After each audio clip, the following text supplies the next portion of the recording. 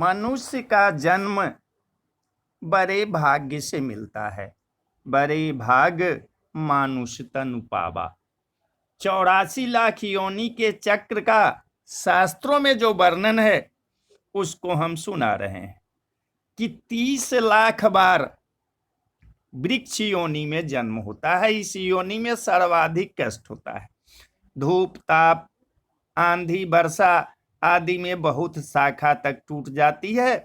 शीतकाल में पतझड़ में सारे पत्ता पत्ता तक झड़ जाता है। लोग वृक्ष को कुल्हाड़ी से काटते हैं। और उसके बाद जलचर प्राणियों के रूप में 9 लाख बार जन्म होता है। हाथ और पैरों से रहित देह और मस्तक सरा गला मांस ही खाने को मिलता है और एक दूसरे का मांस खाकर जीवन की रक्षा करते हैं।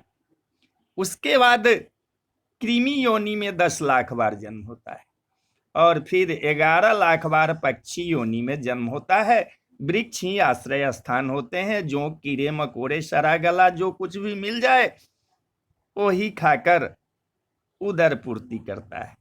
स्वयं भूखे रहकर संतान को खिलाते हैं और जब संतान उड़ना सीख जाती है तब माता पिता के पीछे मुड़कर भी नहीं देखती। काक और शकुनी का जन्म दीर्घायु होता है। इसके बाद 20 लाख बार पशु योनि में जन्म होता है। वहां भी अनेक प्रकार के कष्ट मिलते हैं। अपने से बड़े हिंसक और बलवान पशु सदा ही पीड़ा पहुंचाते हैं। भय के कारण पर्वतों कंदराओं में छुप के रहना, एक दूसरे को मारकर खा जाना। कोई केवल घास खाकर ही जीते हैं। किन्हीं को हल खींचना गाड़ी खींचना आदि कष्ट साध्य कार्य करने पड़ते हैं। रोग शोक आदि होने पर कुछ बता भी नहीं सकते। और गौ का शरीर समस्त पशु योनियों में श्रेष्ठ एवं अंतिम माना गया है। इसके पश्चात 4 लाख बार मानव योनि में जन्म होता है। इनमें सर्वप्रथम घोर अज्ञान से आच्छादित पशु तुल्य आहार विहार वनवासी वन मानुष का जन्म मिलता है। उसके बाद पहाड़ी जनजाति के रूप में नागा कुकी संथाल आदि में।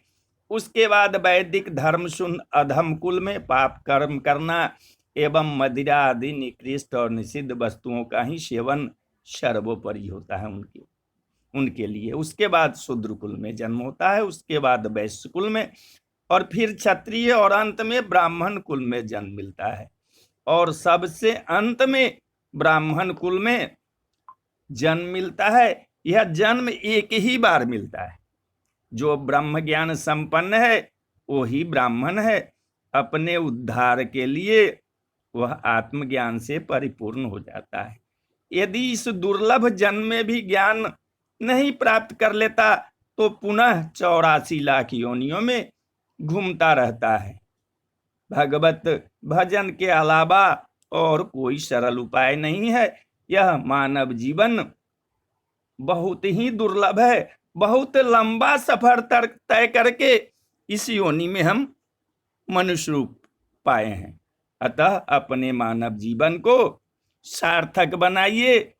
हरि का नाम लीजिए, हरि जस को गाइए तो बोलिए जय जय सिया राम, जय सिया।